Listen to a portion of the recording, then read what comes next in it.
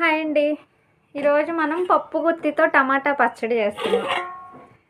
ఇది మా మ్యారేజ్ అయిన కొత్తలో నేను ఇక్కడికి వచ్చినప్పుడు మా అత్తగారు చట్నీ చేయమంటే మా మామయ్య నేర్పించారు నాకు పప్పు గుత్తితో రుబ్బడం. అంతకుముందు రోట్లో వేసి లేకపోతే మిక్సీ చేయడం అలా చేసేదాన్ని.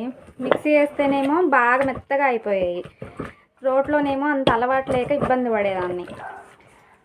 ఆ టైంలో ఈ మొత్తం అన్నీ కలిపి పచ్చిమిర్చి, టమాటాలు, చింతపండు అన్నీ కలిపి ఇందులో వేసేసి ఇట్లా రుబ్బడం నేర్పించారు.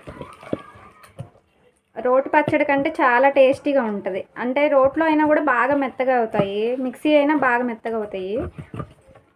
ఇందులో ఏంటంటే బాగా మెత్తగా అవ్వవు, అలాగని అసలు నలగకుండా ఉండవు. మీడియంలో చక్కగా కచ్చా పచ్చ అంటారుగా, అలాగే చాలా టేస్టీగా ఉంటుంది.